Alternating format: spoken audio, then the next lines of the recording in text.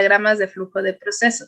De aquí de los DFPs, de los diagramas de flujo y proceso, es de donde surgen o nacen los diagramas de tubería e instrumentación. Si el ingeniero de proceso no hace los diagramas, los DFPs, bueno, así siempre lo van a encontrar por las siglas en inglés. Entonces, si ellos no hacen los DFPs o los diagramas de flujo, pues obviamente no pueden hacer los DTIs. ¿Cuál es la diferencia entre un DTI y un diagrama de flujo? Que normalmente aquí nosotros en los diagramas de flujo, pues me muestra de forma muy básica, digamos, cuál es el control o el monitoreo que se va a estar llevando en todo el proceso. Vean, aquí me marcan algunos instrumentos, ¿sí? O si me voy al otro DTI, pues igual, ¿vale? Por ejemplo, aquí me están marcando, bueno, ahorita que se...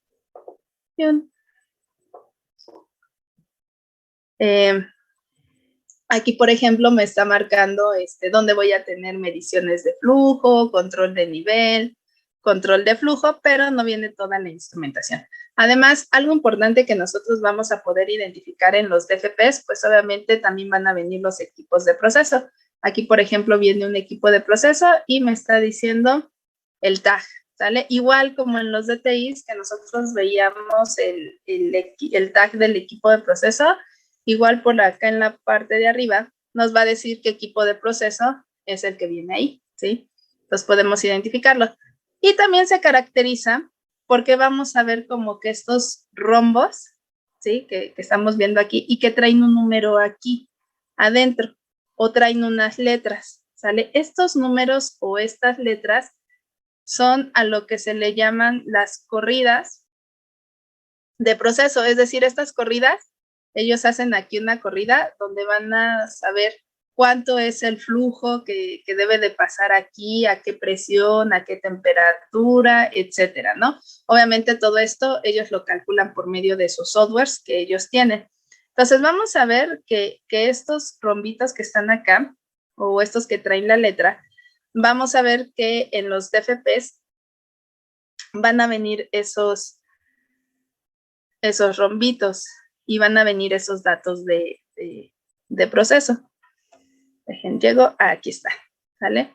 Entonces, esos rombitos que nosotros veíamos, por ejemplo, son sus corridas de ellos, ¿no?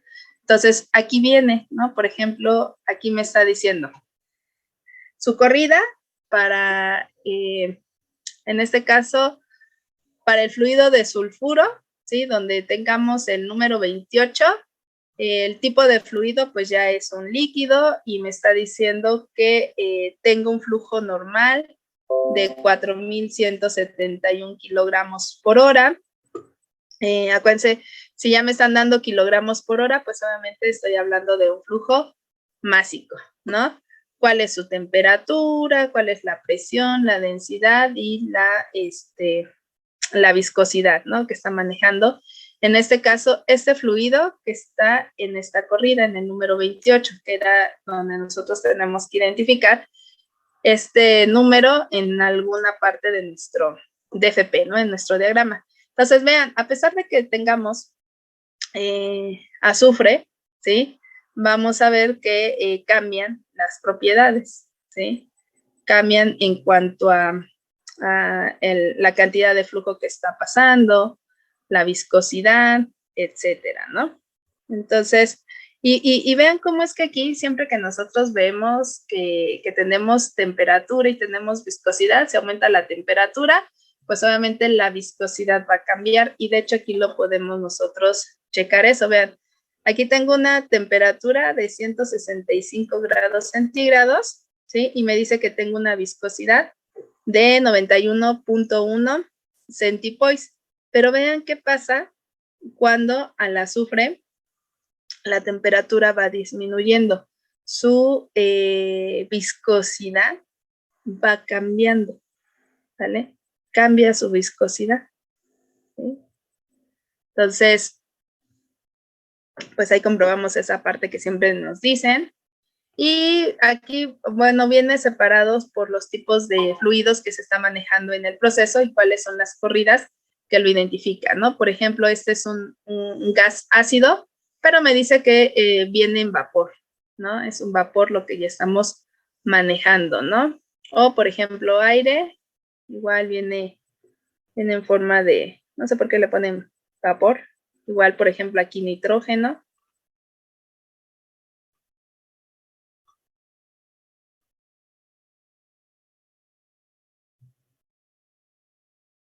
Seguimos teniendo vapor de alta presión, HP es alta presión y LP es baja presión, entonces tenemos vapor de baja presión, ¿sí?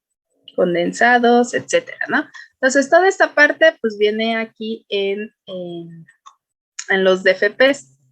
Y bueno, para que a nosotros nos den los datos de proceso, pues ellos hacen esta parte de los DFPs, pero además también tienen que hacer sus balances de materia y energía para poder sacar todos los datos de proceso. Algo muy importante, ustedes nunca que digan, ah, pues es que no me ha dado el dato de proceso. A ver, busco un ejemplo.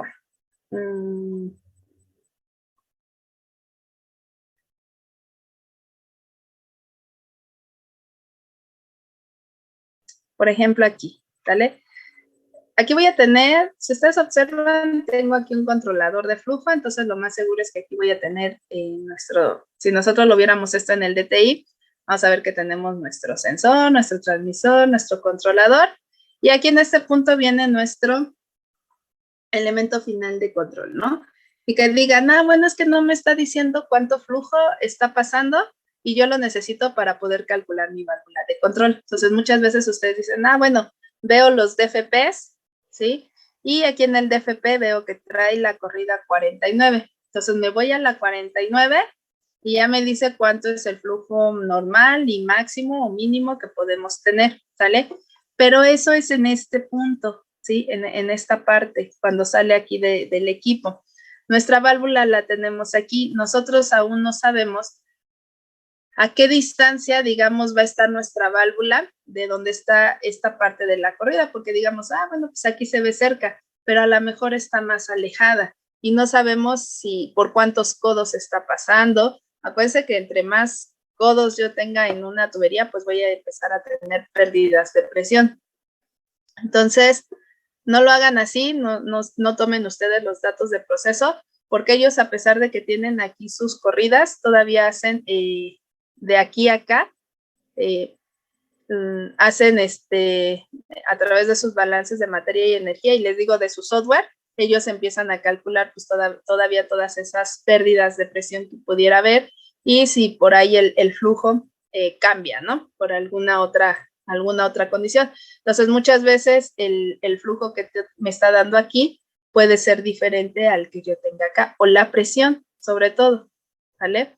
Entonces, no lo tomemos tanto así. Podemos checar, hay ciertos datos que vamos a ver que no van a cambiar, ¿vale? O que podríamos verificar. Por ejemplo, aquí me está diciendo que tengo una temperatura de 50 grados centígrados y una presión de 0.27, ¿sale? Entonces vamos a ver que esa temperatura, si aquí en la corrida 49 se mantiene, pues obviamente podemos utilizar esos dos datos, ¿no? Entonces, a ver, vamos a ver, es el 49. Entonces, vamos a buscarlo por acá. Y aquí está, ¿no? Aquí está el 49.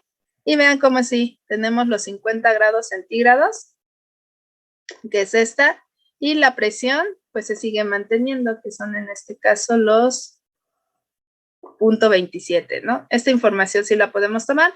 Sin embargo, bueno, hay que ver esta parte del flujo, ¿no?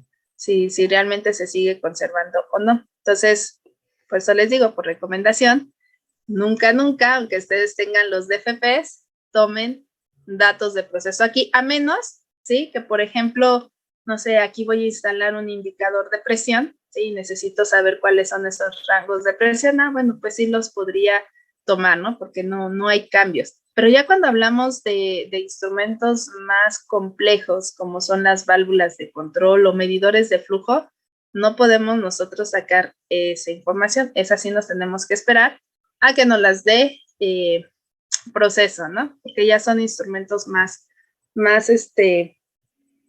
pues obviamente que requieren mayor atención al momento de especificarlos y de dimensionarlos, porque acuérdense que todos los medidores de flujo y todo lo que son los válvulas de control necesitamos calcularlos, necesitamos calcular su tamaño. Pero lo que quería que vieran era que de aquí surgen los DTIs, de los DFPs. Entonces, si no hay DFPs, no puede haber DTIs.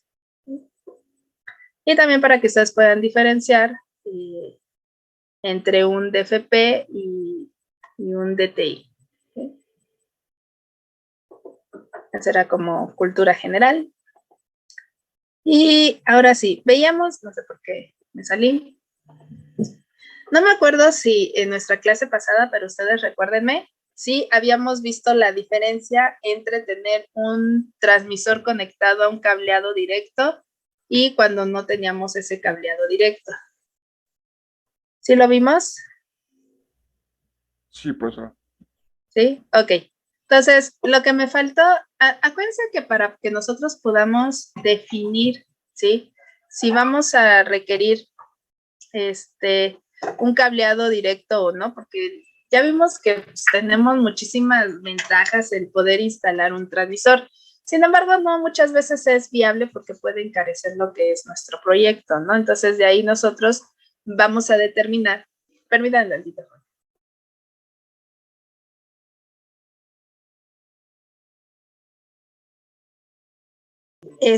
Vamos a determinar si utilizamos un cableado directo o no lo utilizamos.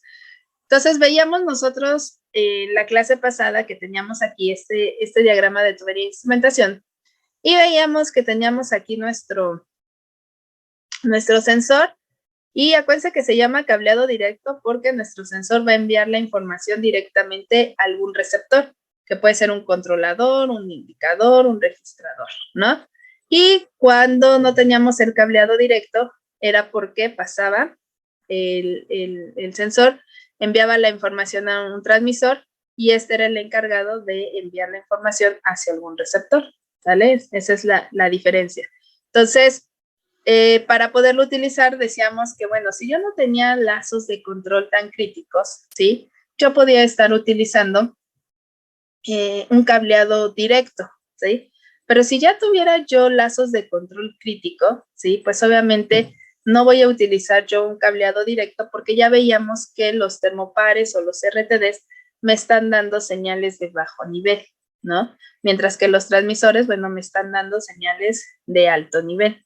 Entonces, y como no quiero perder, pues obviamente tener tiempos muertos tan largos porque se me perdió la señal del instrumento hacia algún receptor, pues en este caso sí lo mandaba hacia un transmisor. Entonces, si nosotros analizamos, por ejemplo, este DTI con la información que acabamos de conocer, vean cómo es que aquí, aunque yo tengo un lazo de control cerrado, en la parte de acá, ¿sale? Sigo monitoreando la temperatura, ¿sí? Pero aquí ya solamente es un lazo de monitoreo. Y vean cómo es que tengo una alarma por muy alta temperatura que está ajustada, este es su punto de ajuste de la alarma, a 135 grados Fahrenheit. Pero no es un lazo de control cerrado porque a pesar de que haya una alarma por muy alta temperatura, no están convirtiendo este lazo de control en un lazo de control cerrado. Es decir, que a lo mejor hubiera una válvula o hubiera, no sé, a lo mejor un intercambiador de calor para bajar la temperatura o subirla, ¿no? Entonces, no lo hay más acá adelante, ¿vale? No hay un elemento final de control para que nosotros pudiéramos reducir, pues obviamente, esa temperatura. ¿Eso qué quiere decir? Ah, bueno, ok, sí está llegando la alarma a una alta temperatura, pero hacia donde continúa el proceso, ¿sí? No es tan crítico que el fluido vaya más a una temperatura mayor, ¿no? De los 135 grados Fahrenheit, ¿no? Además, si ustedes también observan, bueno, antes de esto, ¿sí?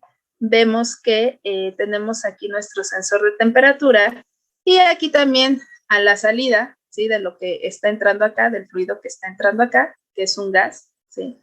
Entonces, lo que está entrando aquí, ¿sí? A esta temperatura que viene se tiene que reducir a otra temperatura menor. Por eso es que está pasando por estos enfriadores, ¿vale? Entonces, pero vean cómo es que aquí la corrección se hace después de que ya pase el fluido por los enfriadores, ¿no? Tengo los enfriadores, aquí está pasando el fluido para enfriarlo, este que viene aquí, pasa y después de que ya pasó de los enfriadores es cuando se hace la medición. Entonces, aquí ya se mide cuánto es la temperatura que tiene, ¿sí? Y vean cómo es que aquí también tenemos una alarma por alta temperatura. Lo más seguro es que esta alarma por alta temperatura pues debe de estar ajustado a un set menor a este, porque aquí yo tengo una muy alta temperatura, ¿no? Entonces debe de estar ajustado su set un poquito menor a 135 grados Fahrenheit. Entonces aquí vemos la alarma y si vemos que la temperatura no está dentro del punto de ajuste, pues lo único que hacen es que nuestras válvulas de control, van a abrir para poder dejar pasar más fluido refrigerante, ¿sí? Y en este caso, bueno, la velocidad también de los ventiladores que se tengan, ¿no? Aquí en nuestros enfriadores, para poder ir reduciendo la temperatura. Pero si ustedes observan, la medición se hace después. Si realmente esto fuera crítico, ¿sí? Si ya ocurrió el error, pues antes de que ocurra, ¿sí? Mejor hago el lazo de control a la entrada. O puedo estar midiendo los dos, tanto la entrada como la salida, para poder hacer una corrección más rápida. Entonces, podemos ver que sí tengo un lazo de control de temperatura, pero que no es tan crítico para la siguiente parte de mi proceso. Por eso es que aquí, digamos, utilizan un cableado directo, porque no estamos teniendo algo tan crítico que el fluido esté a una temperatura mayor. Y aquí yo solamente lo estoy monitoreando. Inclusive vean, aquí a la entrada, ¿sí? De los enfriadores, nada más tengo un termómetro bimetálico, es decir, la temperatura en sitio, que en este caso el operador tiene que ir a ver, ¿sí? Si fuera algo crítico, no tendríamos nosotros aquí este termómetro bimetálico, forzosamente tendríamos que tener algo así, ¿sí? Para que desde el cuarto de control puedan estar monitoreando cómo se encuentra la temperatura y no cada vez que el operador pase por ahí vaya a tomar registro, ¿no? Y vean cómo es que también aquí a la salida seguimos teniendo un indicador de temperatura, ¿no? Entonces, vean, no es algo que yo requiera, ¿sí? O que yo diga, bueno, pues sí, es algo muy crítico y voy a requerir yo en este caso tener un lazo de temperatura que no fuera directo, ¿no? Entonces, vean cómo poco a poco, con la información que vamos teniendo, ya tanto de elementos primarios como esta parte de transmisores, nos permite ya empezar a hacer ciertos análisis de interpretación en nuestros diagramas de tubería e instrumentación, ¿sí? Como fue ahorita, pues este análisis que ahorita hicimos, ¿no? Brevemente, ¿no? ¿Por qué llevar un cableado directo o por qué no llevarlo? ¿Sí? Entonces, eso nos va a tocar a nosotros decidir cuando estemos allá afuera si amerita pues ese cableado directo o no. Pero acuérdense, para poderlo determinar, necesitamos nosotros conocer el proceso para saber si sí o si no y poder saber si mi lazo de control va a ser crítico o no va a ser crítico, etcétera. ¿Sí? ¿Dudas con esta parte que acabamos de ver? Mira dónde quedó mi presentación. Creo que la cerré. Ajá. Déjenla, la abro.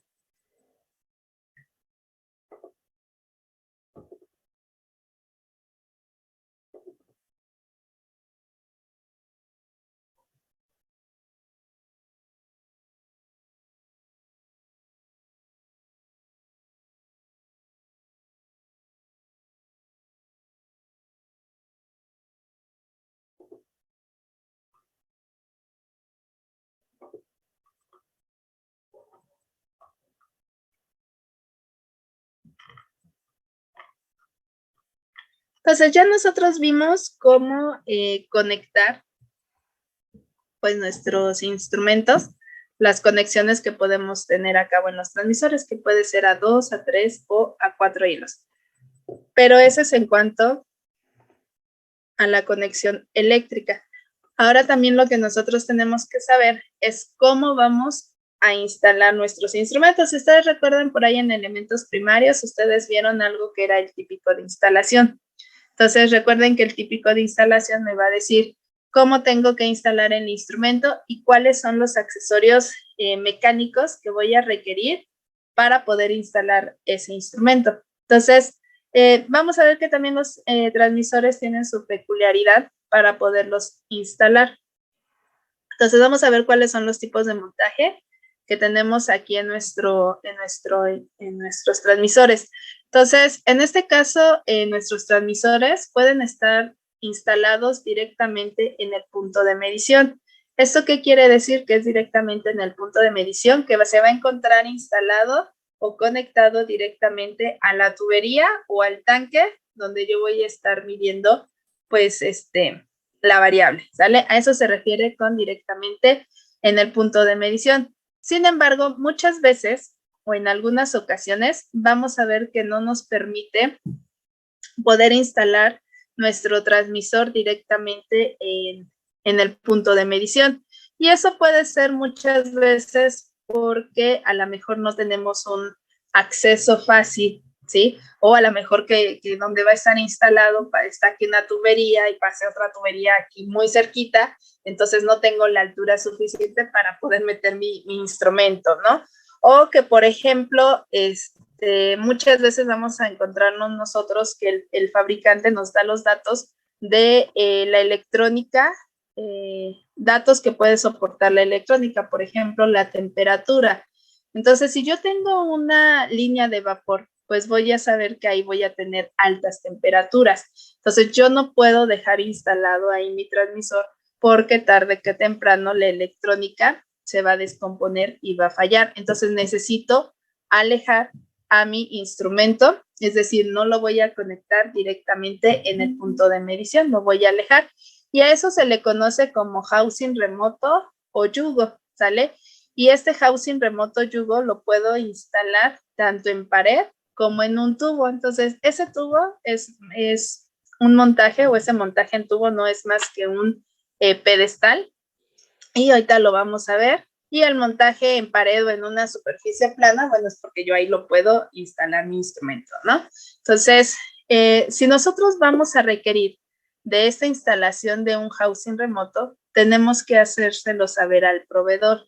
¿Por qué? Porque inclusive en sus mismos catálogos del proveedor, vamos a ver nosotros que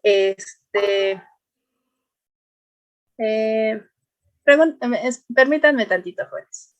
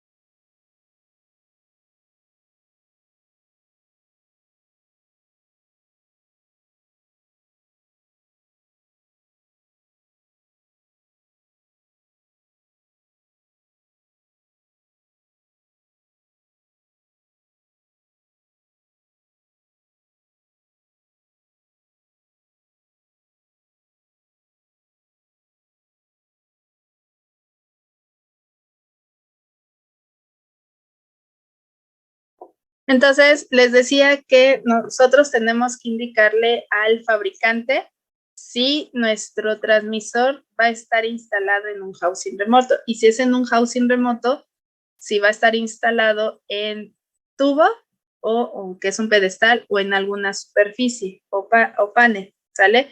¿Por qué? Porque, por ejemplo, esto que nosotros vemos aquí, pues obviamente es de un catálogo de un proveedor de transmisores y aquí mismo me está diciendo, mira, los montajes que tú puedes tener para los transmisores puede ser en un tubo, que es esta parte, que es un pedestal, y en una superficie, ¿no?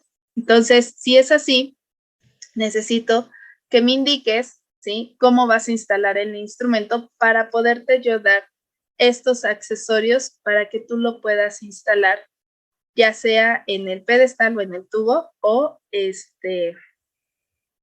la superficie. Entonces, si nosotros no se lo indicamos al fabricante, pues él no nos va a dar estos accesorios. Y al momento de quererlo instalar, pues no vamos a poder porque no tenemos los accesorios para instalarlos. Tendríamos que comprarlo por aparte, ¿vale? Entonces, este tipo de montaje no es más que alejar la electrónica del instrumento de medición que comprometa, pues obviamente, esta parte del instrumento, ¿no? De nuestro transmisor. Entonces, podemos alejar nuestro transmisor y esto es a lo que yo les comentaba, se conoce como housing remoto, ¿no? Entonces, el requerimiento del proceso lo amerita, ya sea por gases corrosivos, por alta temperatura o simplemente por alguna dificultad de la instalación en la línea, ¿sale? Pero esto quiere decir que ahí donde va a estar instalado, o donde se supone que debería de estar instalado directamente en el proceso, lo único que me van a hacer es dejarme la toma de proceso y yo a través de tubing o a través de sellos remotos voy a salir de ahí de la toma de proceso y voy a instalar mi instrumento, ya sea en un pedestal o en una superficie plana que va a estar más alejado del proceso, ¿sí? Entonces, vean, este es otro catálogo, por ejemplo, el anterior que vimos era de Emerson y este es de Endress+Hauser. Entonces, aquí te dice, vas a instalar tu transmisor de forma remota y lo vas a instalar en una pared o en un tubo, tienes que indicármelo para que yo te pueda dar los accesorios para que lo instales de forma remota, ¿sale? Entonces, siempre es importante conocer dónde vamos a instalar nuestro instrumento para que el fabricante nos dé estos accesorios, que simplemente nada más es una abrazadera tipo U con tuercas hexagonales que nos van a estar dando para poderlo instalar. Y obviamente esta abrazadera se ajusta tanto del lado del instrumento, que en este caso es nuestro transmisor, como del lado del tubo que está aquí. Este tubo que ustedes están viendo aquí no es más que un pedestal y ahorita vamos a ver sus especificaciones, que es esta parte que estamos viendo aquí. Entonces, este es el tubo, digo, no se alcanza a ver todo, pero ahorita vamos a pasar a una imagen donde lo vamos a ver. En este caso me está diciendo que el tubo es de un diámetro de 2 pulgadas y que tiene una altura de 1.5 metros, ¿no?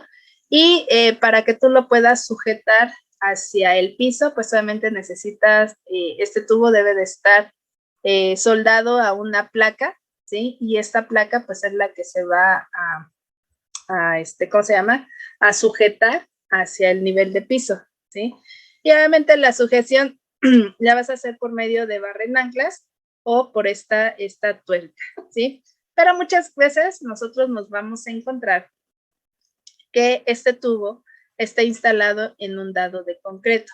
Eso es porque a lo mejor ahí donde yo voy a tener instalado el instrumento hay ciertos encharcamientos porque estamos a la intemperie, ¿sale? Entonces, para que nuestra plaquita pues no esté en contacto directo con el agua y obviamente se oxide más rápido, pues obviamente se le pone esta protección de dado de concreto, ¿sí?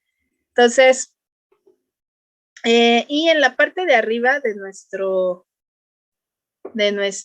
tubo, aquí arribita, se va a tapar con algo que se llama tapón cachucha.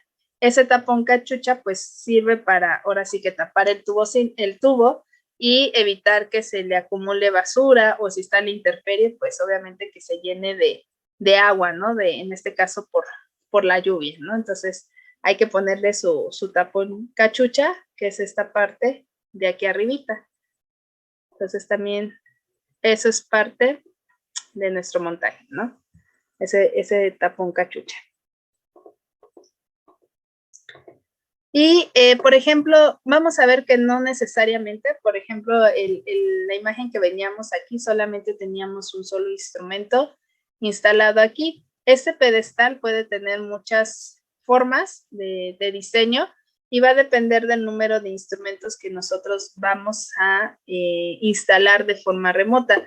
Como en este caso, vean, aquí yo tengo este pedestal, ¿sí? Que en este caso, cada uno de estos soportes que ustedes ven se les conoce como cuernos. Entonces, por ejemplo, este pedestal es de 3 cuernitos, ¿sí? Vean, aquí está la placa y obviamente, bueno, aquí se está sujetando aquí hasta a esta parrilla, ¿no? Que está. Y eso que ustedes ven aquí, pues obviamente este es el tubing, en el cual este tubing tiene que llegar hasta donde está la toma de proceso, que es directamente en la tubería o en el tanque, ¿sí? Entonces, vamos a ver que, y con esto, bueno, con el tubing, pues es como nosotros nos damos cuenta que estamos alejando todos estos instrumentos de esa parte, lo estamos llevando por medio de un housing remoto. Y eso puede ser, por ejemplo, ustedes dirán, bueno, los manómetros, pues no, como lo vemos que está aquí, el indicador de presión, pues no tiene electrónica, lo mismo que este interruptor de presión, no tienen una tarjeta electrónica como el transmisor. Entonces, ¿por qué lo están alejando del proceso? Porque recuerden que nosotros podemos alejar o tener esta parte de housing remoto, porque a lo mejor donde van a estar instalados no hay un fácil acceso, ¿sí? O porque tal vez el fluido que esté en esa zona es tóxico y pues obviamente mi personal tiene que tomar medidas, entonces tengo que prevenir pues que si hay una fuga pues se intoxiquen, etcétera, ¿no? Entonces, no necesariamente quiere decir que si tiene electrónica el instrumento, por eso lo tenemos que alejar, ¿no? Puede ser por varias situaciones. Entonces, vean cómo es que el transmisor, ¿sí? Lo puedo instalar yo en superficie o lo puedo instalar directamente aquí en el tubo. Y aquí es donde me están dando pues estos accesorios, que es la abrazadera para poder instalar mi transmisor. Pero veamos el caso de nuestro indicador de presión y de nuestro interruptor de presión. Vean cómo es que no están directamente en el tubo. El tubo, si ustedes observan, tienen como esta plaquita. Esta plaquita, pues simplemente es a lo que nosotros conocemos como una superficie. ¿Sí? Es una superficie totalmente plana. Y ustedes recuerdan que, por ejemplo, los indicadores de presión los podemos instalar en una superficie. Entonces, aquí lo estamos viendo porque vamos a ver que ya los instrumentos que se pueden instalar en una superficie traen estos pequeños orificios para que yo los pueda ahora sí montar en esta parte de esta superficie, ¿no? Entonces, vean cómo es que cada instrumento es diferente, cada instrumento lo vamos a instalar de forma diferente, simplemente necesitamos conocer cómo es que los podemos instalar, ¿no? Entonces, este es un ejemplo de 3 cuernitos, ¿sí? Vean, aquí es donde tenemos esta parte del dado de concreto, aquí tenemos igual el tubo, y pues viene nuestro transmisor, y estos son los accesorios que me está dando el fabricante para que yo pueda instalar mi transmisor cuando lo llevo de forma remota, o lo que veíamos, el housing remoto, o que lo estoy instalando en un yugo, ¿sí? Que el yugo pues no es más que esta parte del tubo, ¿no? Y quiero que observen la siguiente foto, igual cómo es que tenemos nosotros aquí este dado de concreto, ¿sí?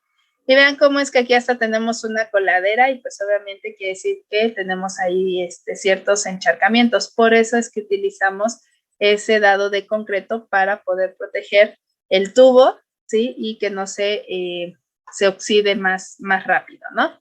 También observen cómo es que tenemos este cobertizo, este pequeño cobertizo que está tapando pues obviamente a estos instrumentos que tenemos aquí. Obviamente a lo mejor los está tapando porque ahí les cae a lo mejor directamente más agua o no sé, se cae algo, por algo los están utilizando. Muchas veces también utilizan estos cobertizos, digo, pero no es este caso, no es este ejemplo, cuando, por ejemplo, nuestros transmisores traen display, como es este caso. En este caso traemos aquí display, y muchas veces se les ponen estos cobertizos porque dependiendo de dónde se están instalando, a lo mejor puede ser que les da directamente la luz solar.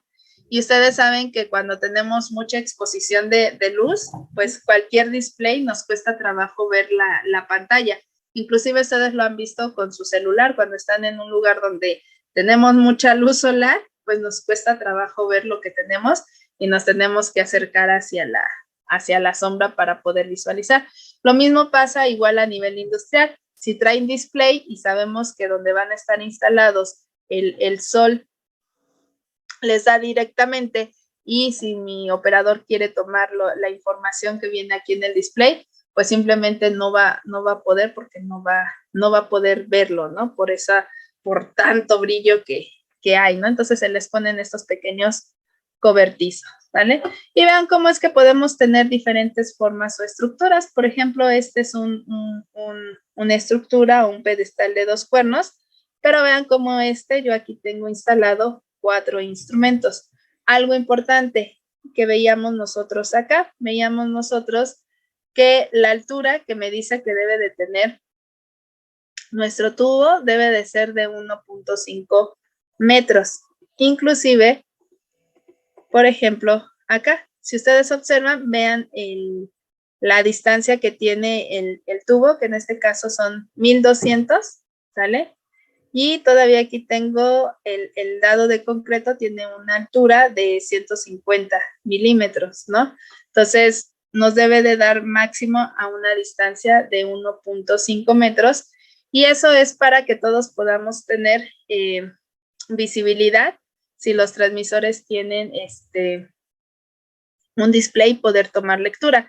Por ejemplo, si ustedes observan aquí esta imagen, ustedes van a ver que al menos podríamos decir que de aquí de donde inicia el dado de concreto hasta donde termina mi pedestal, que pudiera ser a esta altura, ¿sí? Donde está nuestro tubo, pues ahí al menos hay una altura mínima de 1.50.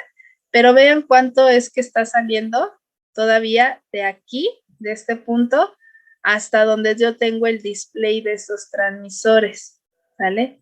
Entonces ya aquí ya no hay 1.50, a lo mejor ya aquí hay 1.65. Y por ejemplo, para las personas que medimos menos de 1.65, por ejemplo, yo que estoy muy chaparrita, que mido 1.55, pues obviamente estando allí yo quiero tomar lectura, no alcanzo. Y ya me ha pasado, que luego estoy así en campo y a veces está instalado como en este caso y no alcanzo a ver los displays. Entonces tengo que pedirle a alguien que me dé los datos o los valores, si es que alguien pasa cerca de ahí. Si no, tengo que esperar, porque pues obviamente no voy a estar llevando un vaquito para poderlo tomar, y además porque tampoco puedo, ¿sí?, subirme aquí al dado de concreto no, porque puedo dañar esta parte, por ejemplo, de la conexión eléctrica o el mismo soporte, ¿no? Entonces no podemos subirnos, ¿no? Entonces por eso hay que respetar las medidas que ya nos dan por norma, porque no todos vamos a tener la misma altura para poder tener acceso hacia la información. Vean cómo aquí al menos hay 1.50 y estos están colocados a una distancia más bajito. Si estos tuvieran display, pues obviamente estos sí los voy a alcanzar a visualizar, ¿no? Ahora, también acuérdense que si son inteligentes y yo quiero cambiar algún dato del instrumento, pues a lo mejor lo voy a hacer a través de un configurador. Y si yo ya sé que estoy en un área segura, pues obviamente acuérdense que para poder tener acceso a las terminales tendría que yo destapar mi transmisor. Entonces, si no alcanzo, ¿sí?, a ver la información que tiene aquí en el display, menos voy a llegar a las conexiones del instrumento, ¿no? Entonces, por eso es que existen, o te dice la distancia permitida que debes de tener tú en este caso para poder instalar tu transmisor cuando estás en un housing remoto, ¿sí? y muchas veces no se cumplen. Les digo, a mí me ha tocado pasar, no se cumple con eso, ¿no? Entonces, este es un típico de instalación, ¿sí? De lo que ahorita estábamos viendo físicamente, nada más que aquí lo corté el típico de instalación. Acuérdense que el típico de instalación es un plano, pero para que pudiera caber toda la información, ¿no? Pero acuérdense que en el típico de instalación viene la imagen, ¿sí? En este caso de la soportería, que es esto, las dimensiones y estos numeritos que ustedes ven, pues simplemente hace referencia a cada uno de los componentes que nosotros vamos a tener en este típico de instalación. Entonces, eso nosotros lo vamos a ver aquí. Por ejemplo, aquí donde vienen las partidas, que dice 1, 2, 3 y 4, pues corresponden a estos números que estamos viendo aquí y me va a decir qué cantidad yo requiero, cuántas piezas, bueno, más bien la cantidad de piezas de que yo requiero de cada uno de estos elementos y los materiales de los que debe de estar hecho cada uno de estos. Entonces, es lo que vemos aquí. Por ejemplo, el 1, ¿sí? No me especifican los metros porque me dice que necesito un tubo de 2 pulgadas de diámetro, cédula 40. Recuerden que la cédula hace referencia al espesor que va a tener nuestro tubo, ¿sale? Es el espesor. Entonces, de acuerdo a la cédula, en este caso, el diámetro interior, ¿sí? De nuestra tubería cambia. Entonces, aquí ya me está diciendo que es una cédula 40, extremo plano cerrado soldado a una placa, ¿sí? Y a un tubo, ¿no?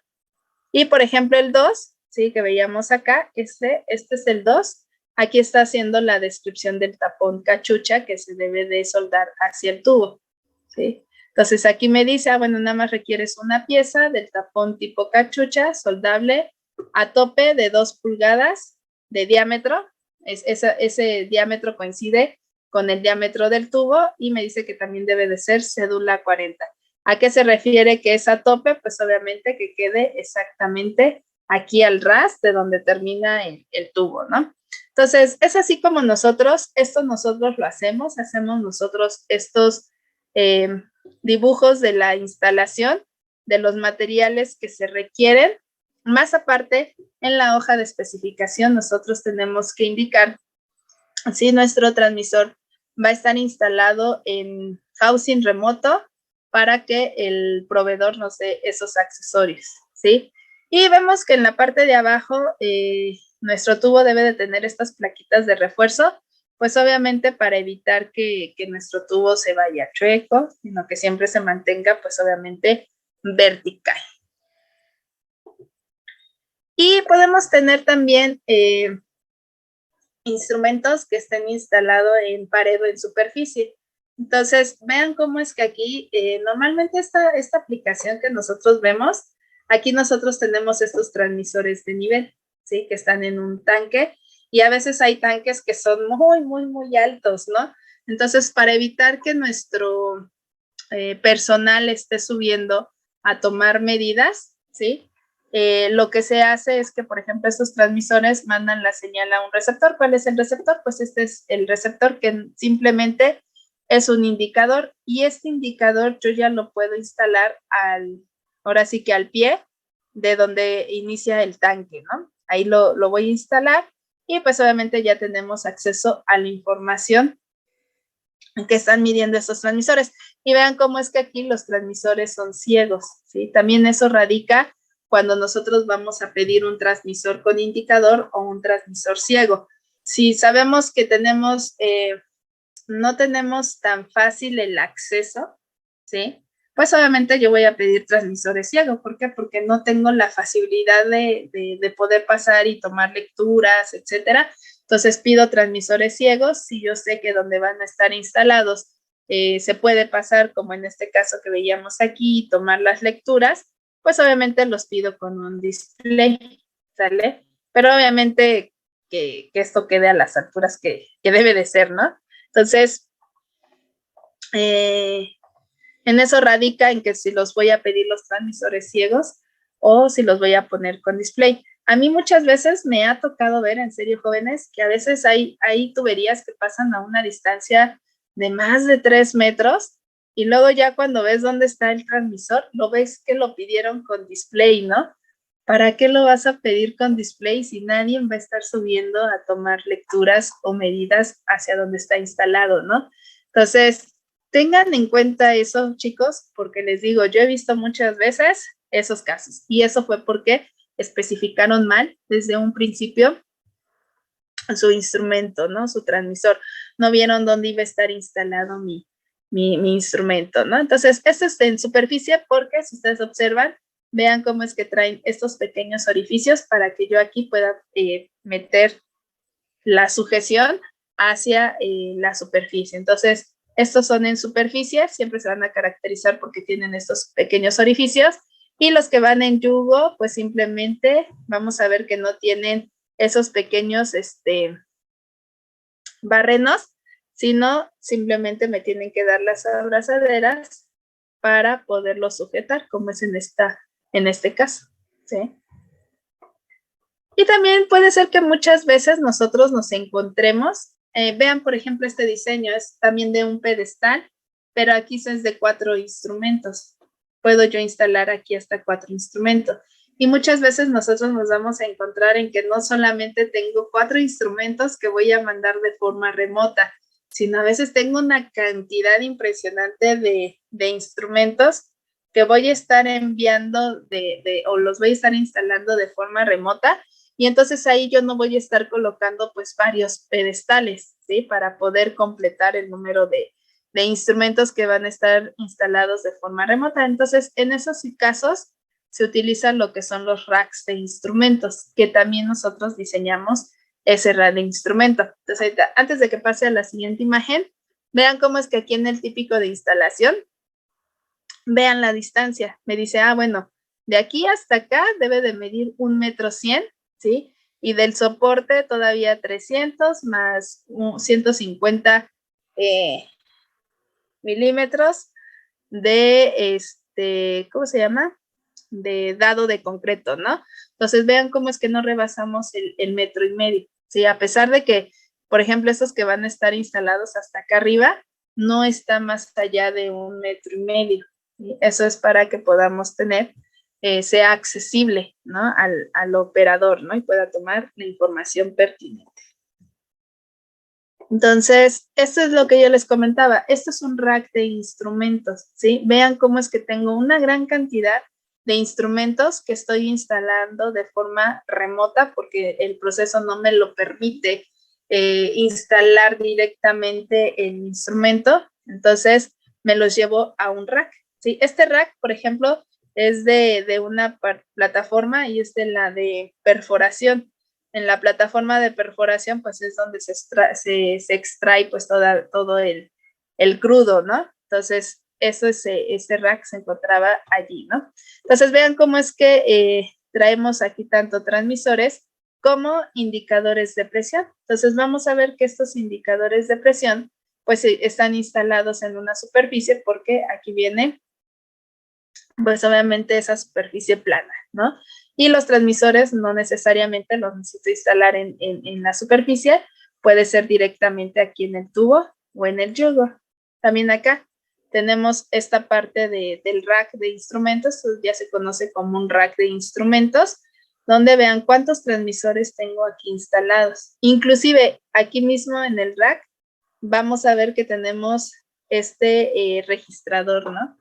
Este es un registrador. Entonces, aquí está instalado también de forma remota, que casi siempre todos los registradores se instalan así de forma remota, como lo estamos viendo. Difícilmente vemos instalado un registrador en línea de proceso. No me lo permite porque son tan grandes que no me permite tenerlos ahí en la línea de proceso. Entonces, siempre los registradores están instalados de forma remota, ¿no? Entonces, vean, tengo aquí mi rack y esta parte que ustedes ven aquí arriba, esto que está en color negro, pues obviamente aquí es por donde vamos a sacar todo el cable. Digo, esta es tubería Conduit y por aquí se está llevando pues toda la conexión o el cableado de todos estos transmisores y obviamente todo este conexionado pues lo voy a tener que llevar hasta el cuarto de control donde tengo mi gabinete de control. Y a esto que ustedes están viendo aquí, esto se conoce como ruta eléctrica, ¿sale? Es decir, yo ya seleccioné el instrumento, ya lo instalé, pero ahora, ¿cómo voy a conectar el instrumento? En este caso, mi transmisor de aquí, hasta el cuarto de control. Entonces, ¿cómo voy a llevar ese conexionado? ¿Cómo voy a llevar esos conductores? Pues obviamente tengo que diseñar yo cuál va a ser el camino que va a seguir esta parte de los cables para llegar al cuarto de control.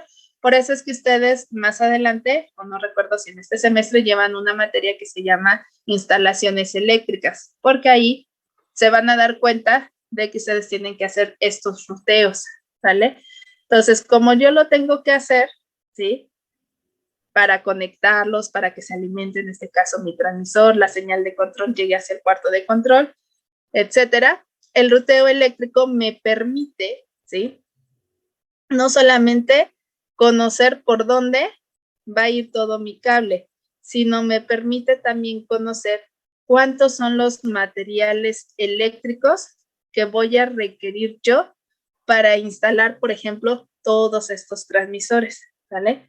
Es decir, si es por tubería conduit, cuántos tubos conduit voy a necesitar, ¿sí? Cuántos metros de cable voy a necesitar, cuántos accesorios eléctricos voy a utilizar, hablando desde abrazaderas, hablando desde test, desde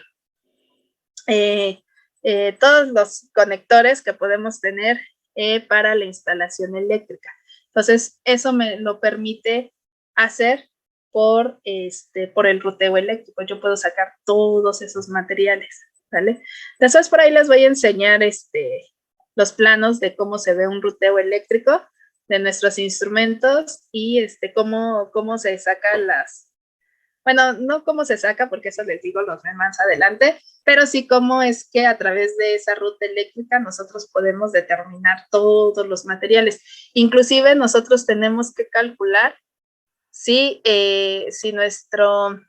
nuestros cables van a ir por tubería eléctrica, pues obviamente necesitamos dimensionar el tamaño de la tubería conduit. Si es por charola, también tenemos que diseñar o en este caso dimensionar el tamaño de la charola. Pero les digo, todo eso ustedes lo ven en otra materia que se llama instalaciones eléctricas, que les permite obtener toda esa información. Entonces, vean cómo es que un instrumento, todo lo que conlleva, no solamente es el que yo tenga que seleccionarlo, sino ahora cómo lo voy a instalar, cuáles son los materiales que requiero para poderlo instalar. Ya que lo tengo instalado, ahora me falta la instalación eléctrica, si es que el instrumento requiere de alimentación eléctrica y si generan señales de control, ¿cómo voy a llevar todas esas señales de control hacia mi tablero de control, hacia mi gabinete?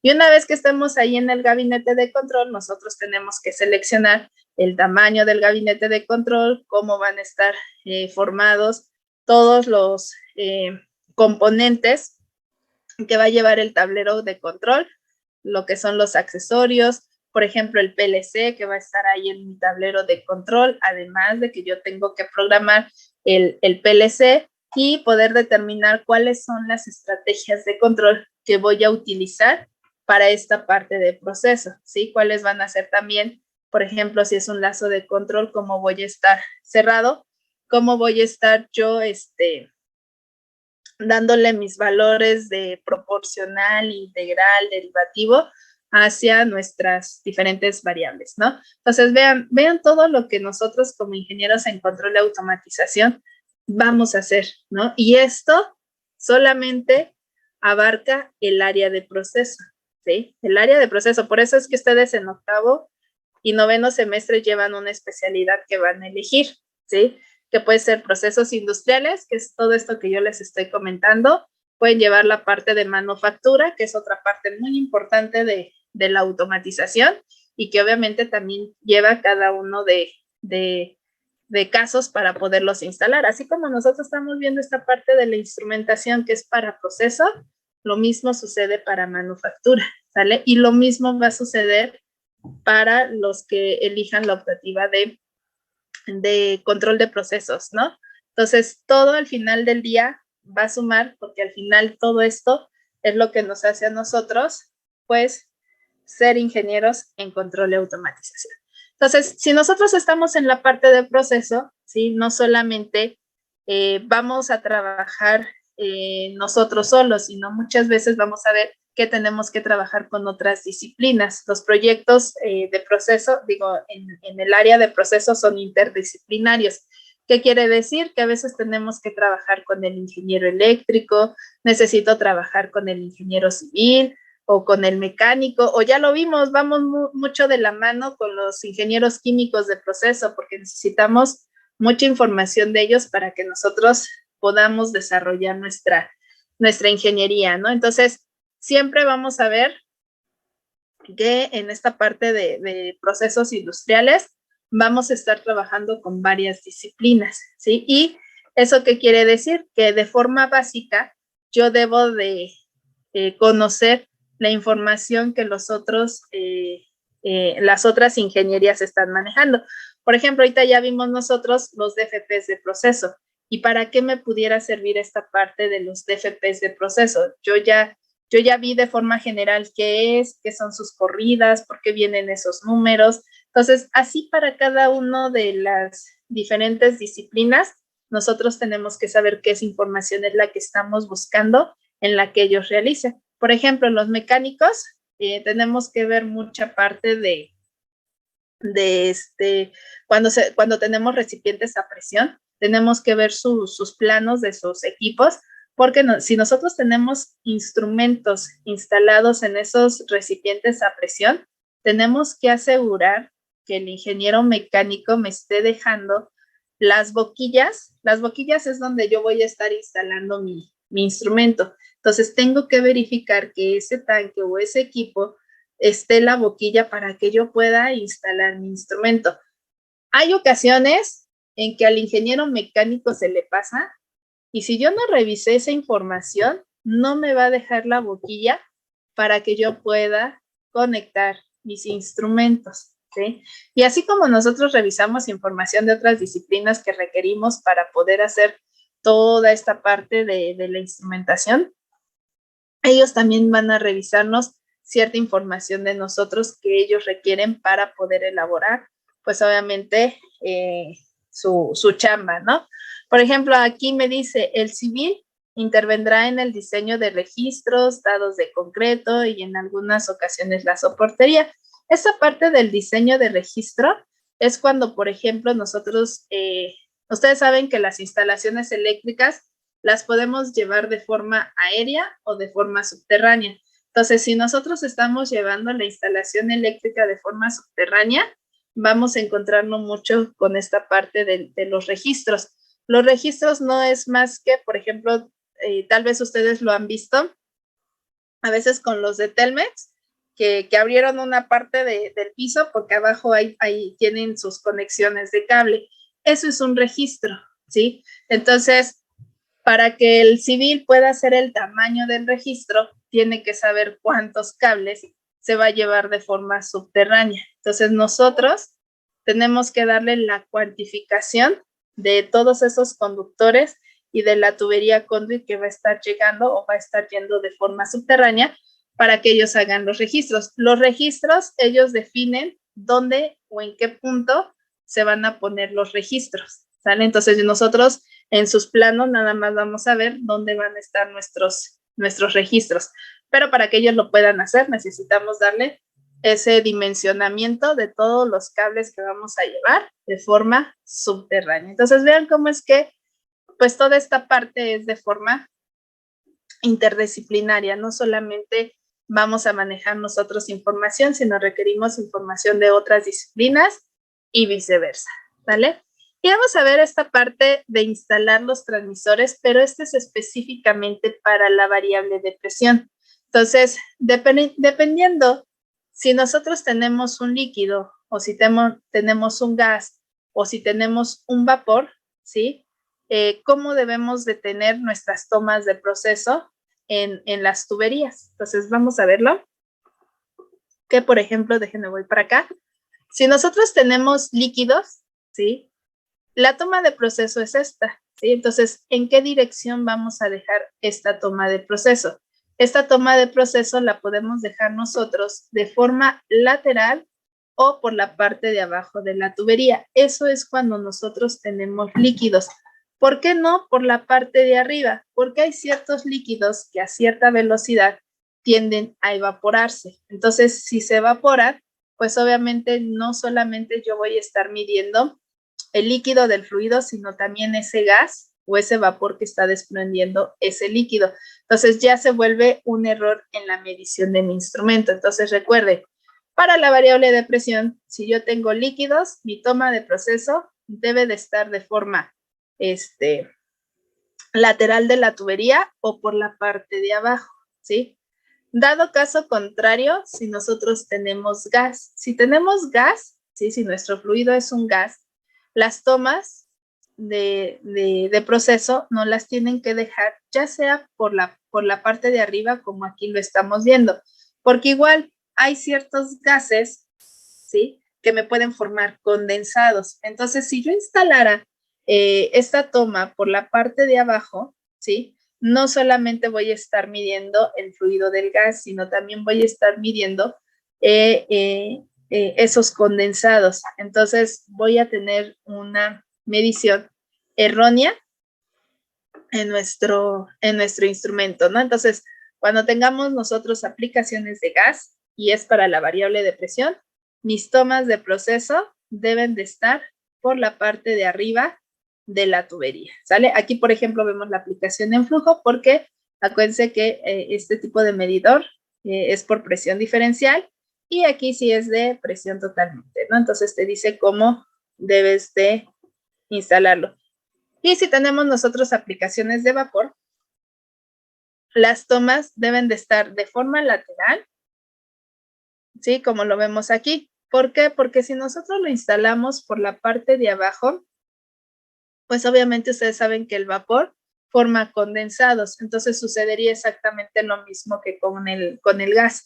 Entonces, si tengo aplicaciones de presión, digo de vapor para mi variable de presión, mis tomas deben de estar ubicadas de forma lateral. Y todo esto es para poder evitar malas mediciones o mediciones erróneas que se van a estar sumando aquí hacia nuestro instrumento, ¿sí? Entonces, esas son las formas en que podemos instalar nuestros transmisores, tanto de forma remota, ¿sí? Y si las tenemos directamente en el proceso, como es en este caso, solamente hay que tomar en cuenta la variable de presión, qué tipo de fluido tenemos, si es un gas, si es un vapor o si es un líquido. Para las demás variables, si son nivel, ¿sí? Si es flujo o si es temperatura, no tenemos problema con esta parte de donde vamos a tener instaladas nuestras tomas de proceso, ¿sí? Esto solamente aplica para la variable de presión, ¿sí? Entonces, ¿tienen alguna duda con respecto, pues obviamente, a este tema que acabamos de ver, a la parte de la instalación de nuestros instrumentos?